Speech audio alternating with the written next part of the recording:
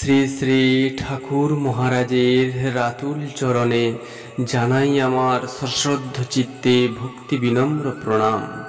আজকের বাণী ব্রহ্মময়ীর সন্তান, ব্রহ্ম অংশোদ্ভূত জীব আপনাকে ভুলিয়া রক্ত মাংস ধন দৌলতে খ্যাতি প্রতিপত্তির ধুলো খেলায় মত্ত কালের চক্রতলে পড়িয়া হাসিয়া কাঁদিয়া সদানন্দ স্বরূপ ভুলিয়া যায়।